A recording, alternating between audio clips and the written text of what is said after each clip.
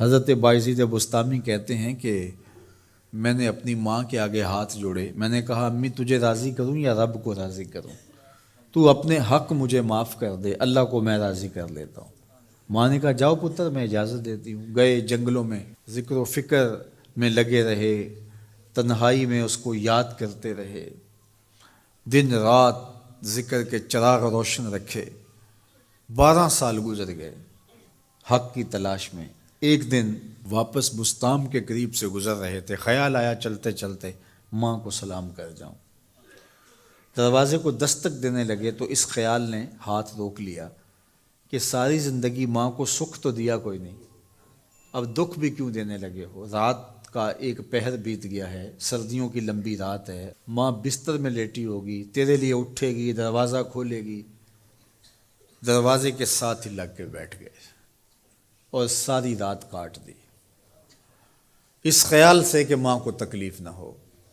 جب سحری کا وقت ہوا تو اندر سے جو نالی آتی تھی اس نالی سے پانی آیا، سمجھ گئے میری ماں تہجد کے لیے اٹھی ہے اور وضو کا پانی ہے، تو فوراً دروازے پہ دستک دی۔ اندر سے آواز آئی بیٹا بایزید میں ابھی آئی۔ مائیں بیٹوں کے دستک کے انداز سے جان لیتی ہیں یہ کس بیٹے کے ہاتھوں کا لمس ہے۔ 12 سال کے بعد آئے، دستک دی، کہا بیٹا بایزید میں ابھی آئی۔ ماں کی تو نگاہیں ہی دروازے پہ رہتی ہیں۔ اللہ اکبر۔ کہتے ہیں کہ ماں نے دروازہ کھولا، 12 سال جنگلوں کی خاک چھانتے بیت گئی تھی، پراگندہ صورت، بکھرے ہوئے بال، پھٹے ہوئے کپڑے۔ میری ماں کی جب نگاہ میرے پہ پڑی تو اس کی چشمان سے موٹے موٹے آنسو ٹپکنے لگے، اور اس نے ایسے ہاتھ پھیلا کے کہا مالک میرا بیٹا بایزید تیری طلب میں نکلا تھا، تو نے ابھی تک اسے اپنا قرب نہیں دیا۔ حضرت بایزید بستامی کہتے ہیں 12 سال کی ریاستوں سے جو کچھ نہیں ملا تھا ماں کے اٹھے ہوئے ہاتھوں سے مل گیا۔ میں نے کہا مالک میں تجھے کہاں ڈھونڈ رہا ہوں، تو کہاں موجود ہے؟ تو ماں باپ کی رضا اللہ کی رضا کا دروازہ کھولتی ہے۔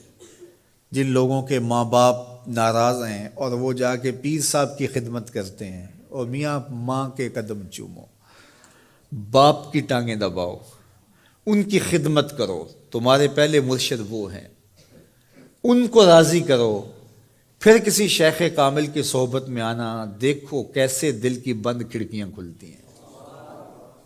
ایک مرشد تو ناراض کر رہا ہے اور دوسرے مرشد سے تمہیں کیا ملے گا؟